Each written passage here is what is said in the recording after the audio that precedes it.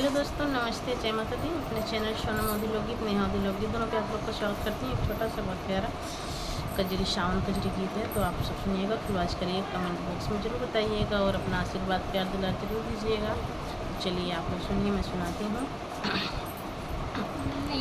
लागेला सावन के बहार पिया बहेला बयार पिया ना, नीक लागेला सावन के बहार पिया बहेला बयार पिया ना।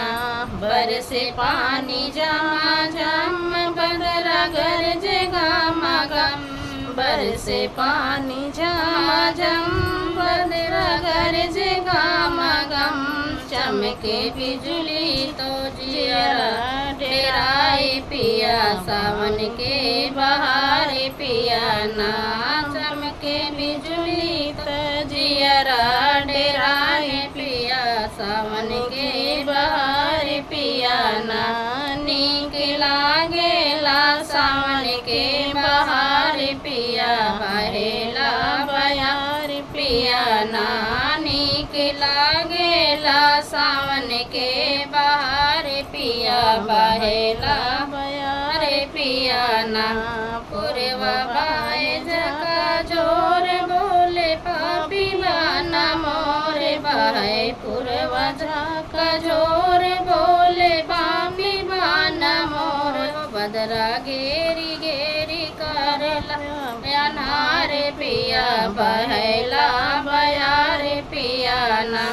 बदरा गेरी गेरी करेला अनार पिया बहेला बयार पिया ना। नीक लागेला सावन के बहार पिया बहेला बयार पिया ना। नीक लागेला सावन के बहार पिया बहेला बयार पिया ना। नीक लागेला सावन के फुहार पिया बहेला बयार पिया ना।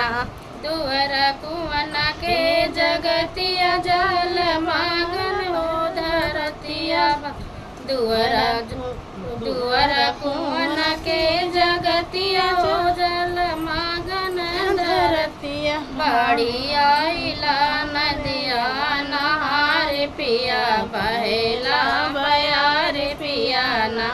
बाड़ी आइला नदिया नहार पिया बहेला बयार पिया ना। नीक लागेला सावन के फुहार पिया बहेला बयार पिया ना। नीक लागेला सावन के फुहार पिया बहेला बयार पिया ना। नीक लागेला सावन के फुहार पिया बहेला बयार पिया ना।